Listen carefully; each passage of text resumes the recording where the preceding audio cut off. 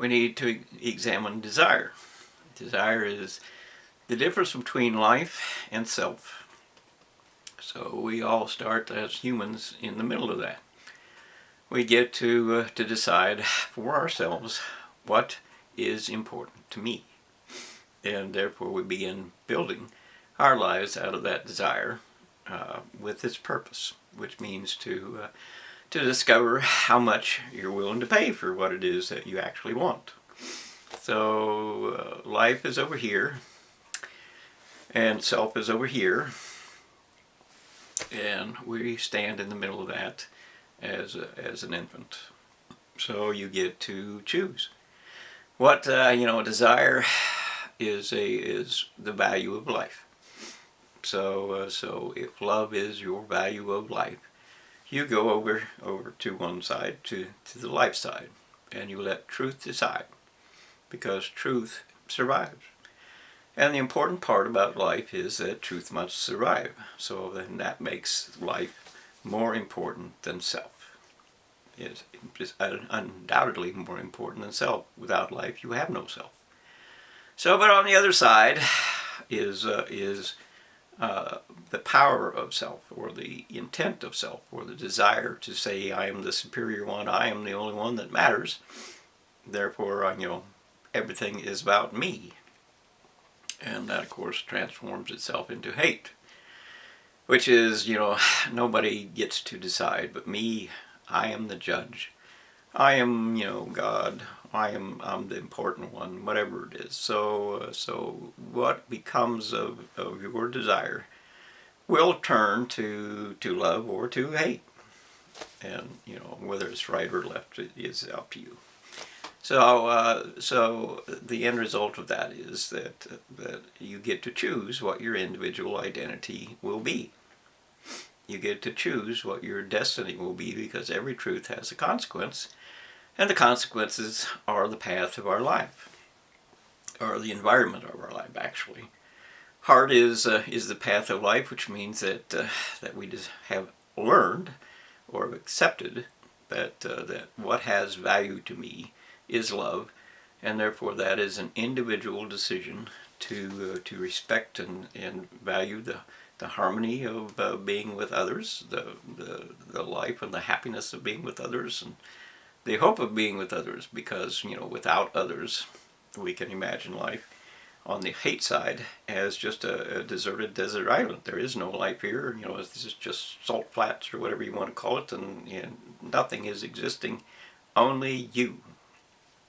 And therefore hate arises from that, because isolation does not bring happiness. So you end up with the power and the desire to force people to do what you want them to do, to pay attention to you, and so on. Tyranny comes from hate, of course. The intent that you're going to be the judge, you're going to be the decider of all things, you're going to be the expert, you're going to be the university of human decision, that nobody can make a decision but you. All of that forms into the basis of hate, or the basis of power. And of course pride says that I have a right to do that. As and thieves all say, I have a right to take what I want because you took from me whatever it is, or you didn't give to me, or you didn't account for me, or whatever it is, the excuse you like. So and criminals, of course, just decide that I can be the judge and you can't. I can prove to you that hate will rule. I can take away what you want. I can make you hate. All of those things are part of hate, or part of the purpose of your life. So you have to decide what is important, what is the purpose of your life. And you don't get to just say, the purpose of my life is love, because that is not enough. Love is not going to keep you alive. Truth keeps you alive. That's the facts. That's the reality of our existence. Truth keeps you alive. So you have to let life be what truth decides it can be. Whether you think that might be fair or justified or whatever it is doesn't matter. Truth decides, because truth survives. And life decides over needs. You know, if your life recognizes a need that must exist in order for life to go on, then it takes over your life and it becomes your life, because the need is governing over self.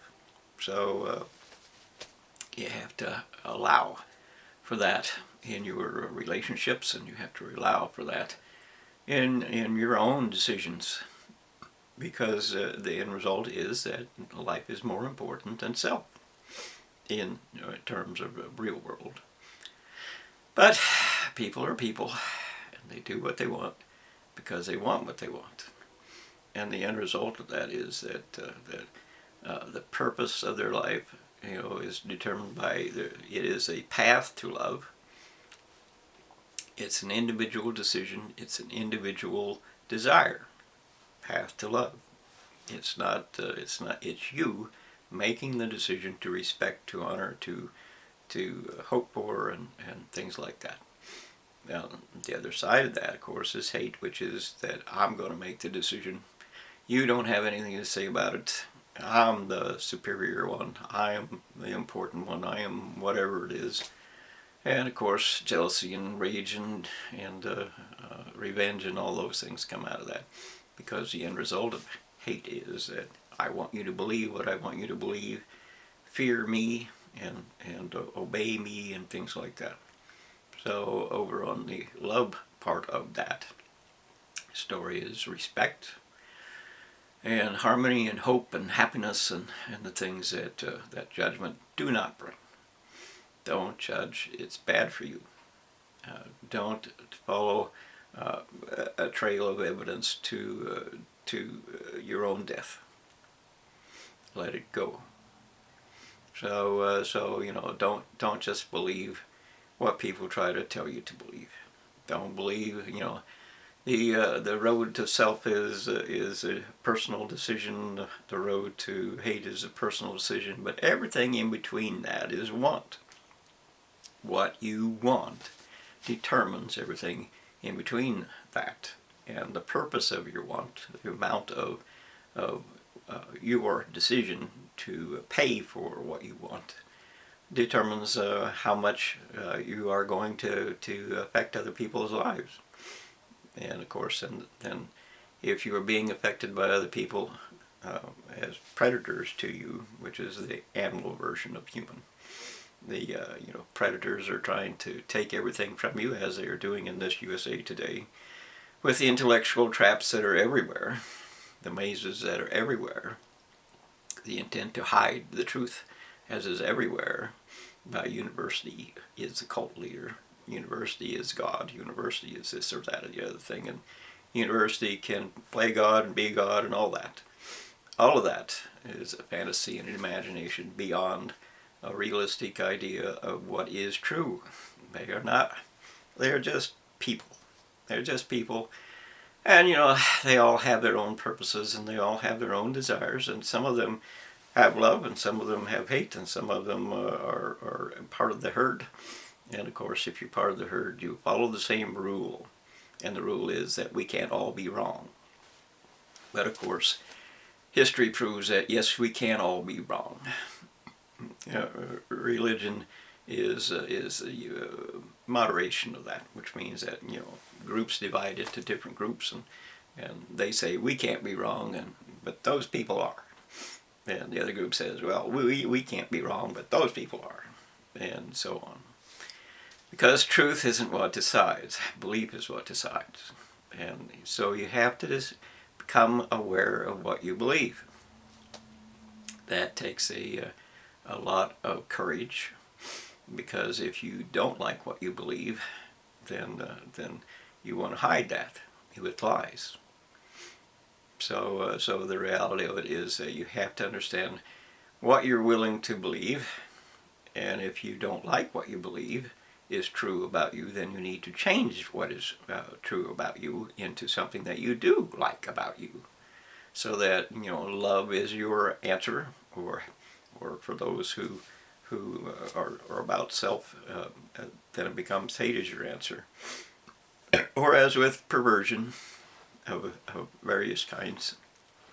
The addiction of chemicals that sex produces is something that self decides as a purpose, or the decision that I'm going to completely dissolve the entire opposite sex from participation in my life. That's another rule of self. And rules are, of course, the purpose or the idea or the weapon of people who want to be the judge. They want to be the judge because they are the superior ones. And with the rule, I can prove I'm the superior one. I can judge you now. I have a rule. And of course, rules are what makes tyrant. And tyrant is a well-known fact throughout all of human history. You know, they decide that they can, in fact, enslave others. I want to be rich. And that just means that somebody is going to be your slave. You can't be rich if you're without slaves. Or, you know, if you have money, that's the same thing as having a weapon to some degree, because, you know, if they cannot refuse you because you have this or that or the other thing, that's a weapon of some sort. And you have to decide where or when or what it is that determines the level of your love versus the level of their hate versus the need to survive. Survival is very important. It's not a game. It's survival. It's not a game. But if you survive without love, there is no happiness. And that's, of course, the end result of being homeless and things like that, is the fact that, you know, mental chaos or mental instability is all about, I have no one to talk to. I have no one to share my life with. I have no one to care about me. And, of course, that is a major cost to life. That's where suicides come from, is if you don't have someone to share your life with, if you don't have someone who is interested in you, as someone who is willing to care about you or share your time or your experiences or whatever it is. You have to have something on that order to attain hope. And hope is what keeps life alive. Hope is the padlock to your sanity. If you don't have hope, you become depressed and suicidal. If you do have hope, you don't. So there must be hope. And of course, we have an entire world filled with immigrants today because there is no place for them to go.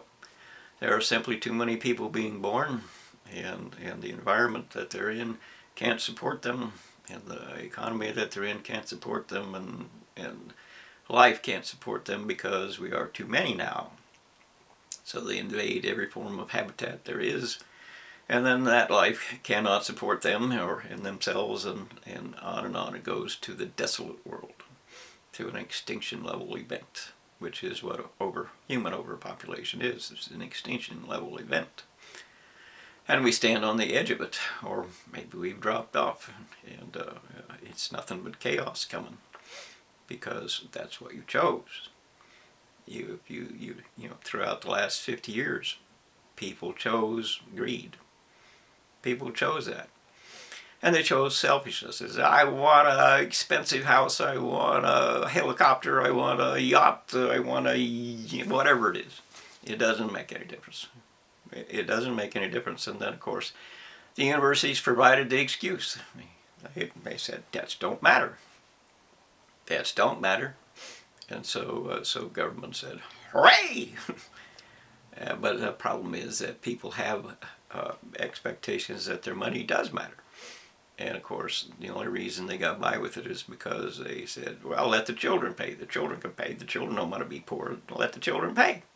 And then it was the grandchildren and the great-grandchildren, and finally that dissolved into the chaos of we can't pay for ourselves. Let's lie. Let's just keep on lying. Let the thieves rule our lives. Let the thieves take our nation. Let the thieves and the traitors and the criminals and the terrorists, and let them all have everything they want. By having counterfeited money, they have everything and anything they want, and the nation dissolves into a disaster because you don't let truth decide. So we have to let truth decide, what our future is going to be because the lies have decided what our future is going to be at this point in time. And the extinction level event of that is everywhere. They're, mutilating nature throughout the world. They're trying to ignite atoms on fire throughout the world. They're trying to, every resource is being raped and ravaged and ruined so that there is no future for the children. And, your entire existence is dependent upon lies and resource destruction and poisons and everything else that is horrifying. You get a grade F for stupidity and failure and greed. So much greed. So you have one last chance before it all falls into chaos. Do something